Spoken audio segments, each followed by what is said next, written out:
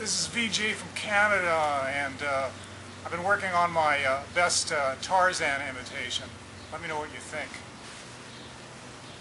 National North Network.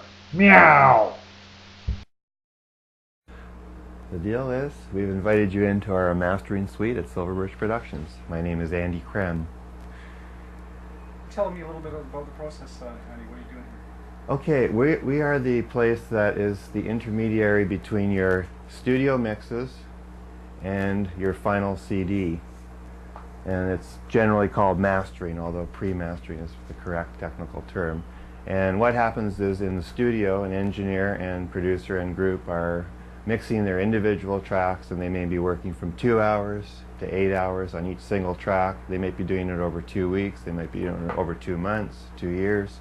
They might be doing it at 3 different studios, 4 different studios.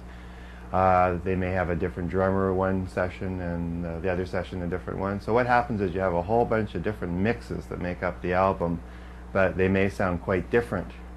So our job in the mastering suite is to take all those different mixes and try and equalize or balance them, make them sound like they should be on the same album. And a lot of the mastering work is enhancing, whereas we sort of make it a little bigger, a little more brightness, a little more sparkle, a little better bottom end. And the other part of mastering is fixing up problems. So some studios have a very poor low-end response, and you get mixes that have a very boomy bass when you get them out of the studio, although they might have sounded fine there. So our job is to try and equalize, balance, and finally do a sequence. We want to get all the songs balanced up, so when you're listening on your couch or your chair, you wouldn't have to get up and turn the volume up for song 8 or song 6 or turn it down. So we want to make it a nice listening experience. So we're involved in finishing the whole album up, making sure it sounds sonically balanced within reason, making sure the volumes are good, and fixing up any problems like clicks or pops or microphone pops. And another part of what we do is editing. We can take a chorus from one part of a song and put it over another part. If the third chorus isn't satisfactory, you might copy the second chorus. There's a lot of digital tricks that go on in the studio that a lot of musicians and consumers are not aware of, and they all have to do with digital editing workstations like this.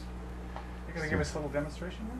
Well, what I will show you a couple different things. Now, this is a group called Fallacy Flow. They're an independent group, and they have graciously consented to let their works appear on your show.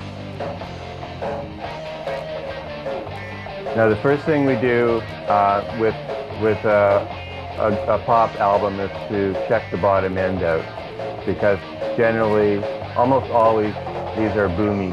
Bottom ends are boomy.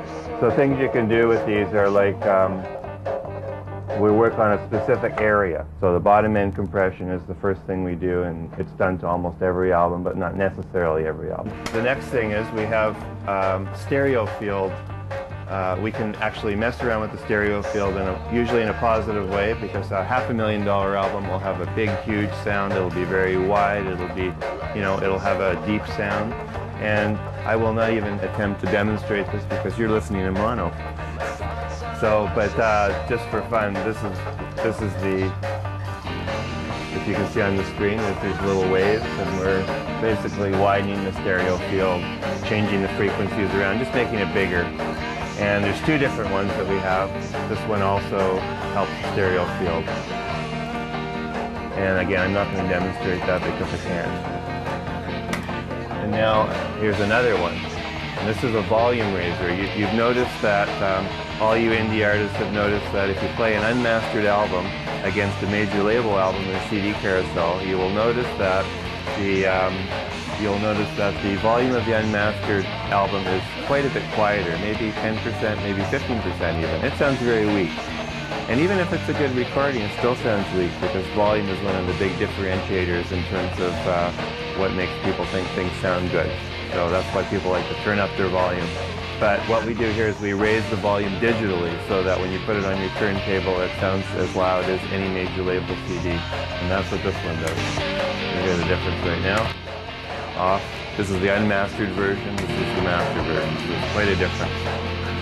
And then we'll get into some equalization, which people say, oh, give me a little more sparkle. What they simply mean is adding some top end. So I hope you can hear a little bit of that. And there's different frequencies we'll add depending on the album.